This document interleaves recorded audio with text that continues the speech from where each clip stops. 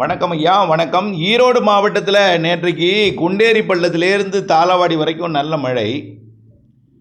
அந்த புஞ்சை புளியம்பட்டிக்கு வரைக்கும் கூட மழை பெஞ்சிருக்கு. ஆனால் கொஞ்சம் அங்கங்கே ஒதுக்கி ஒதுக்கி. எப்படி சார் இருந்துச்சு நேற்றைக்கு மழை? வெயில் 103 டிகிரி வரைக்கும் அடிச்சதுங்கண்ணா.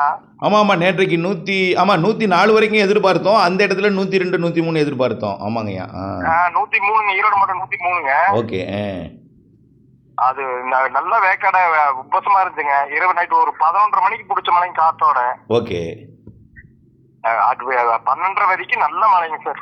Okay okay okay. அது நேற்றைய மழை கிருஷ்ணகிரி மாவட்டத்தோட அந்த ஆந்திர எல்லையோர ஊத்தங்கரைக்கு வடக்கே உள்ள பகுதியில் இருந்து ஆங்காங்கே பெஞ்சுது. பெண்ணாகரம் பெஞ்சுது. அதான் நீங்கள் சொன்ன மாதிரி 12:30 மணிக்கு ஈரோடு மாவட்டம் குண்டேரி பள்ளத்திலிருந்து அப்படியே அந்த வனப்பகுதியிலேயே மேற்கு நோக்கி வந்தது. கோபிச்செட்டிப்பாளையம், பண்ணாரி, சத்தியமங்கலம், தாளவாடி அப்புறம் அப்படியே கொஞ்சம் பவானி சாகர் வரைக்கும் வந்துச்சு அந்த மழை. மாயாறு சரிவா? மாயாறு சரி, வடக்கு சரிவு.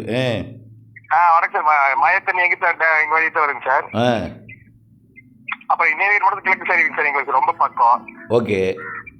நேற்று நீங்க சொன்ன மாதிரியே காலையில சொன்ன மாதிரியே இரவு வானிலையில போன மாதிரி மழை வந்துருக்கீங்க சார். ஓ, நன்றி நன்றி ஐயா, நன்றி நன்றி நன்றி நன்றி நன்றி. அந்த எந்தெந்த ஊர் பெஞ்சதுன்னு கொஞ்சம் சொல்ல முடியுமா? ஊர் பேர்லாம் ஐயா. பண்ணாரி. பண்ணாரி. ஓகே, அதான் நான் சொல்லிட்டேன். பவானி சாகர், தயிர்பள்ளம். பண்ணாரி, சத்தியமங்கலம், பவானி சாகர், அப்படியே திம்மம் வரைக்கும் அப்படியே வடக்கே அப்படியே அந்த மலைப்பகுதியிலே தாங்க சார். Okay okay okay. நன்றி. அப்படியே மாயாறு சரிவு அந்த பக்கம், அதாவது நீலகிரி மாவட்டத்தோட கிழக்கு சரிவு, வடக்கு சரிவு, தாளவாடி, திகினாரி, இந்த தெங்கு மரடா. Okay okay okay. இங்கே நல்ல மழைங்க sir. Okay okay. Coimbatore, Tiruppur மாவட்ட எல்லை வரைக்குமே இருந்திருக்கும் லைட்டா. ஆமாங்க சார். மேட்டுப்பாளையத்துக்கு கூட லேசா மழைங்க சார். ஆமாம், மேட்டுப்பாளையம். ஓகே, அதான். ஆமாங்க சார், பக்கத்துல சார். ஓ, நன்றி நன்றி நன்றி. இன்னும் கொஞ்சம் கொஞ்சம் அப்படியே மழை இருந்துகிட்டே இருக்கும். 3ஆம் தேதியிலேருந்து கொஞ்சம் பரவலாகிடும். ஓகே, நன்றி ஐயா. ஐஸ் கட்டி மழை வந்திருக்குமே கர்நாடகாவில், தெரியல தகவல்.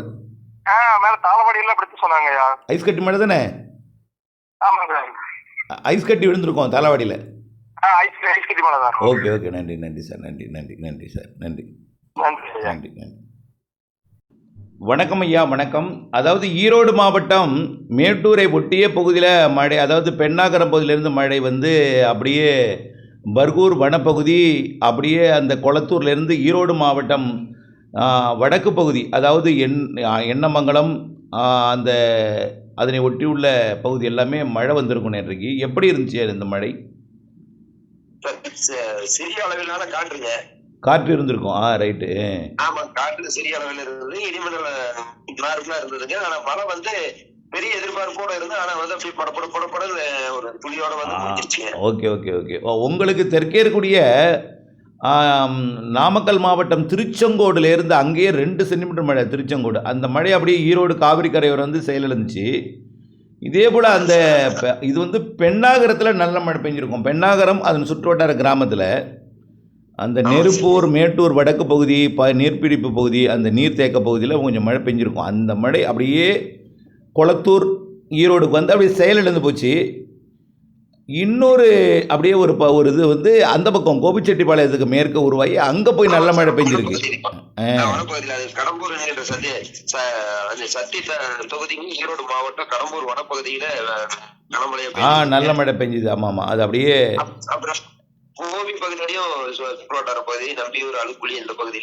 கோபியில இருந்து தான் உருவானுச்சு. அது அப்படியே நீலகிரி மாவட்டத்தோட கிழக்கு சரி வரைக்கும் பெஞ்சிருக்குது கொஞ்சம். ஆமாம். இப்படி இந்த கோடை மழை ஒதுக்கி ஒதுக்கி ஏற்ற இறக்கத்தோடு தான் இருக்கும். சில நேரத்தில் கடுமையாக காற்று இருந்தாலும் எல்லா இடத்துக்கும் காற்று இருக்காது. சில வாழை விவசாயிகள் அச்சப்படுவாங்க. ஒரு குறிப்பிட்ட வழித்தடத்தில் தான் இருக்கும். அது நம்முடைய அதிர்ஷ்டத்தை பொறுத்தாம. ஏன்னா வெயில் எங்கே அதிகமாக அடிக்குதுன்னு சொல்ல முடியாது. காற்று இல்லாமல், ஏன்னா வெயில் எங்கே அதிகமாக அடிக்குதோ அந்த இடத்துல குறைந்த அழுத்தம் ஏற்பட்டு அந்த இடத்த நிரப்ப விடும்போது அந்த வழித்தடத்தில் நம்ம ஊர் இருந்தால் தான் பிரச்சனை, தவிர பிரச்சனை கிடையாது. ஆனால் மழை இருக்கும். 3ஆம் தேதியிலேருந்து பரவலாகும் சார். 3ஆம் தேதியிலேருந்து பரவலாகும். 103 தானே இருக்கும். 104 வந்துருச்சா? அப்படியா? 104 நேற்றுக்கு தான் அதிகபட்சம் சார். இன்னைக்கு 104 இருக்காது. இன்னைக்கு 102 ஆகிடும். அதிகபட்சமாக 104 பதிவாகும்னு சொல்லியிருந்தோம். அது நேற்றுக்கு. இன்னைக்கு 102 ஆகும். நாளைக்கு 101 ஆகும். 100 டிகிரியாகவே இருக்கும். 2ஆம் தேதி வரைக்கும் 100 டிகிரியாக இருக்கும். Right sir. அப்புறம் மழைக்கு அப்புறம் அதுக்கப்புறம் 3ஆம் தேதியிலேருந்து குறைய ஆரம்பிச்சிடும். 98 டிகிரி ஃபாரன்ஹீட்டா இருக்கும் அப்புறம் 3ஆம் தேதிக்கு மேலே.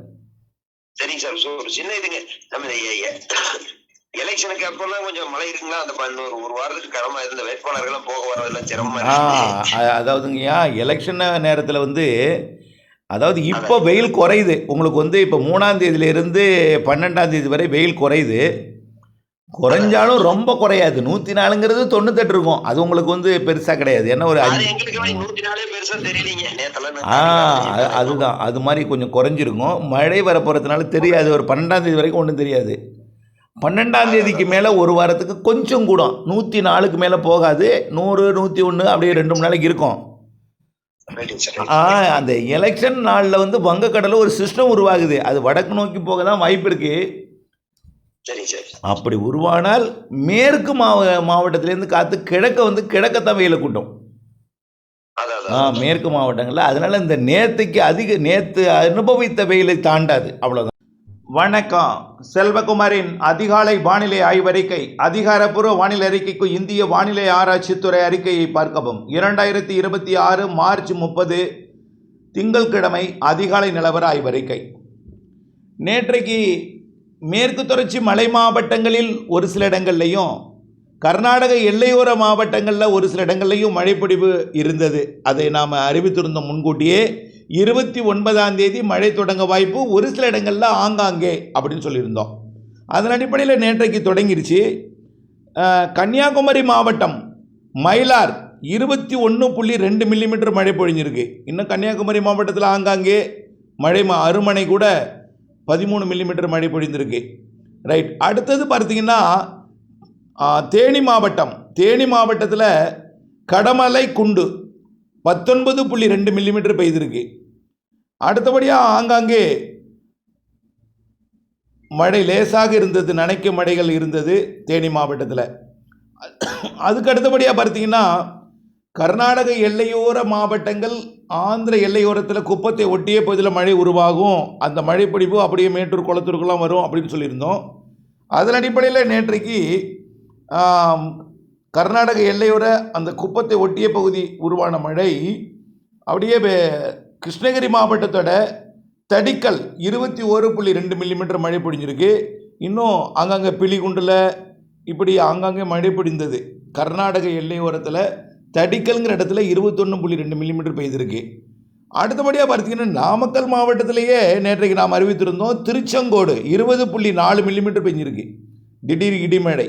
அப்புறம் அப்படியே மேட்டூர், கொளத்தூர், அப்புறம் அதுக்கு வடக்கே பெண்ணாகரம், இதெல்லாம் அந்த இடத்துல லைட்டாக பெஞ்சிட்டு அதுக்கப்புறம் அது ஈரோடு மாவட்டத்துக்குள்ளே வந்து குண்டேரி பள்ளம் 30 மில்லிமீட்டர் பெஞ்சிருக்கு. குண்டேரி 30 மில்லிமீட்டர் பெஞ்சிருக்கு. கொஞ்சம் அதற்கு தெற்கே வந்து பார்த்திங்கன்னா புஞ்சை, துறையம்பாளையம் 26.4 மில்லிமீட்டர் பெய்திருக்கிறது. அடுத்தபடியாக பார்த்தீங்கன்னா பவானி சாகருக்கு சற்று கிழக்கே இருக்கக்கூடிய செண்பகப்புதூர் 52.4 மில்லிமீட்டருங்க, 5 சென்டிமீட்டர் பெஞ்சிருக்கு. பவானி சாகர் அணைக்கும் மேற்கே பண்ணாரி, சத்தியமங்கலம், தாளவாடி, அதன் ஒட்டி உள்ள பகுதி அப்படியே மாயாறு சரி வரைக்கும் கூட மழை தான். இங்கெல்லாம் இன்னும் தகவல் கிடைக்கல. அங்கங்கே நீலகிரி மாவட்டத்தில் கூட ஆங்காங்கே மழை தான். ஆனால் இப்போ ஈரோடு மாவட்டத்தில் அந்த பவானி சாகரை ஒட்டிய பகுதி நல்ல மழை. செண்பகப்புதூர் 52.4 மில்லிமீட்டர் பெய்திருக்கு. அதே போல் திருச்செங்கோட்டில் 20.4 மில்லிமீட்டர் பெய்திருக்கு. சரி, இன்றைக்கி எப்படி இருக்கும்? நாம் 29ஆம் தேதி வாய்ப்புன்னு அந்த கடந்த மழைக்கு முந்தைய மழை நாள்லேயே சொல்லிட்டோம். 29 தொடக்கம். ஆனால் 29 வெயில் திடீர்னு குறைஞ்சிராது. ஆங்காங்கே ஒரு சில இடங்களில் வெயிலுக்கு இப்போ நேற்றைக்கு வந்து இந்த 103 டிகிரி வெயில் அடித்த இடத்துல தான் இந்த மழை பெய்திருக்கு பாருங்கள். அதனால் வெயில் வந்து அடித்து தான், அதனால் காற்று லேசாகி மேலெழுந்து அதுதான் மழையாக மாறுது. மரங்களால் குளிர்வித்த மழை நேற்றைக்கு. மேற்கு காற்று வல்ல, மரங்களால் குளிர்வித்த மழை. நீலகிரி மாவட்டம் மற்றும் கர்நாடக எல்லையோர வனப்பகுதிகள் மரங்கள் இது குளிர்வித்து மழைப்பொழிவு ஏற்படுத்தியது. இதே போல் கன்னியாகுமரி மாவட்டத்தில் உள்ள மலையில் இருக்கிற மரங்கள், கொடைக்கானல் மலையில் இருக்கக்கூடிய மரங்கள் இது குளிர்வித்து நேற்றைக்கு மழைப்பொழிவை கொடுத்து அப்படியே பார்த்திங்கன்னா நீலகிரி மாவட்டத்தோட கிழக்கு சரிவில் இருக்கக்கூடிய இந்த பவானி சாகர் நீர்பிடிப்பு பகுதி, பவானி சாகர், சத்தியமங்கலம், பண்ணாரி இந்த பகுதியெல்லாம் மழைப்பொழிவை கொடுத்துச்சு. இன்றைக்கும் கர்நாடக எல்லையோர மாவட்டங்கள், கேரள எல்லையோர மாவட்டங்களில் ஆங்காங்கே இருக்கும். கிருஷ்ணகிரி அதையும் தாண்டி அப்படியே குப்பம் வரைக்கும், திருப்பத்தூர் மாவட்ட எல்லை வரைக்கும் ஒரு சில இடங்களில் இருக்கும். ஆனால் பெருசாக இருக்காது. இப்போ நம்ம அறிவித்தோம் பாருங்க, கிருஷ்ணகிரியில் 2 இடம், தருமபுரியில் 2 இடம், ஈரோட்டில் 2-3 இடம், அப்புறம் கொடைக்கானல் மலைப்பகுதி, அப்புறம் பார்த்தீங்கன்னா நாமக்கல் மாவட்டத்தில் திருச்செங்கோடு மட்டும்தான், அதன் சுற்றுவட்டார கிராமங்கள், மற்றும் அப்புறம் பார்த்திங்கன்னா ஆங்காங்கே கன்னியாகுமரி மாவட்ட மலைப்பகுதி இங்கே தான் இருந்துச்சு. இப்படித்தான் ஆங்காங்கே இருக்கும். இப்படித்தான் வரக்கூடிய 2ஆம் தேதி வரை போகும். பெருசாக இருக்காது. 2ஆம் தேதி வரைக்கும். இன்றைக்கி தேதி 30, நாளை 31. ஆக திங்கள், செவ்வாய், புதன், வியாழன், வெள்ளிக்கிழமையிலிருந்து மழை தொடங்கும் பரவலா. அதாவது 2ஆம் தேதி தென் மாவட்டங்களின் கடலோர பகுதியில் மழை தொடங்கும். 2ஆம் தேதி இது மேற்கிலிருந்து வரக்கூடியது. கிழக்கு மேற்கு திசை காற்று சந்திப்பின் காரணமாகவும் பாலக்காட்டு கணவாயை ஒட்டி ஒரு சில இடங்களில் ஏற்படும். மரங்களால் குளிர்வித்து தான் மழைப்பொழிவுக்கு சாதகம் 2ஆம் தேதி வரைக்கும். 3ஆம் தேதி காற்று சுழற்சி, வங்கக்கடலில் நிலை பெற்றிருக்கக்கூடிய ஒரு காற்று சுழற்சி தெற்கு மத்திய வங்கக்கடல் மற்றும் அதாவது வங்கக்கடலோட தெற்கு மத்திய பகுதி நிலநடுக்கோட்டு பகுதியில் உருவாகிருக்கக்கூடிய ஒரு காற்று சுழற்சி மேற்கு நோக்கி வந்துட்டு இருக்கு. இந்த காற்று தென்கிழக்கு தெற்கு திசையிலிருந்து நீராவியை சுமந்து வருது. இதுவும் உயரடுத்த காற்றும் இணைஞ்சு நீராவி நீராக மாறுவதற்கு சாதக அமைப்பை கடலோர மாவட்டங்கள்லையும், அதாவது டெல்டா தென்கடலோரம் வரக்கூடிய 3ஆம் தேதி ஏற்படுத்த இருக்கிறது. அப்புறம் அப்படியே உள்ளேயும் ஏற்படுத்த இருக்கிறது. ஆக 3ஆம் தேதியிலிருந்து தென் மாவட்டங்கள், தென் மாவட்ட மேற்கு தொடர்ச்சி மலை, தென் கடலோரம், டெல்டாவிற்கு உள்ளே இருக்கக்கூடிய மத்திய மாவட்டங்கள், மேற்கு மாவட்டங்கள், கர்நாடக எல்லையோர மாவட்டங்கள், சற்று வட உள் மாவட்டங்கள், அதாவது கல்வராயன் மலை வரைக்கும் மழை இருக்கும் 3ஆம் தேதி. 4ஆம் தேதி இன்னும் கொஞ்சம் அப்படியே கள்ளக்குறிச்சி, விழுப்புரம், திருவண்ணாமலைக்கெல்லாம் கிடைக்கும். 5ஆம் தேதி 6ஆம் தேதி காஞ்சிபுரம், செங்கல்பட்டுக்கெல்லாம் கிடைக்கும். 6, 7, 8 தேதி 9, 12ஆம் தேதி வரைக்கும் சென்னை, திருவள்ளூர், செங்கல்பட்டுக்கும் கிடைக்கும். கொஞ்சம் கொஞ்சமாக திருவள்ளூருக்கு எட்டி பிடிக்கும். மழை 3ஆம் தேதி தென்கடலோரம் தொடங்குது. முதல்ல தென்கடலோரம் தொடங்குது 3ஆம் தேதி. தென்கடலோரம், டெல்டா கடலோரம். அதே நாளில் மதிய மாலையில் கொஞ்சம் உள்ள வரும். 4ஆம் தேதி இன்னும் கொஞ்சம் பரவலாகும். ஆனால் கோடை இடிமின்னல் மழை என்பதை நீங்கள் நினைவுபடுத்தணும். இதில் கர்நாடகாவிலையும் கேரளாவிலையும் ஆலங்கட்டி மழை இருக்கும். மழைக்கு முன் ஒரு தரைக்காற்று இருக்கும். அந்த காற்று ஏன்னா காற்று வெப்பத்தால் லேசாகி மேலே போயிடும். குறைந்த அழுத்தம் ஏற்படும் தரையில். எல்லா இடத்துலையும் ஒரே மாதிரியான அழுத்தம் இருக்காது.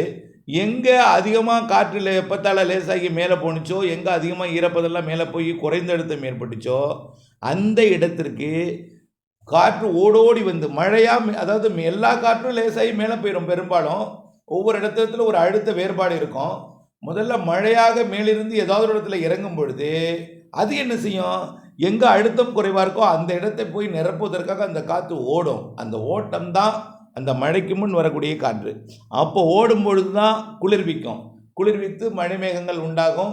அதனால தான் காற்று களைச்சிட்டு சொல்லுவோம். அப்படி கிடையாது. அந்த இடத்துல இருக்கக்கூடிய வெற்றிடத்தை நிரப்புவதற்காக ஓடோடி வரும். அதை ஓடோடி வரும்பொழுது இருகாற்று இணைவு இருந்தால் அது மழையெல்லாம் கொடுக்கும். இல்லை வெறும் வெற்றிடத்தை நிரப்புவதற்கு ஒற்றை காற்று மட்டும் நிரப்போம். இதுமாரிலாம் நிறைய பிரச்சனை இருக்குது. செட் ஆவதை பொறுத்து தான். நீராவி நீராக மாற சாதக காற்று இருந்தால் மட்டும்தான் அந்த இடத்துல மழை இருக்கும்.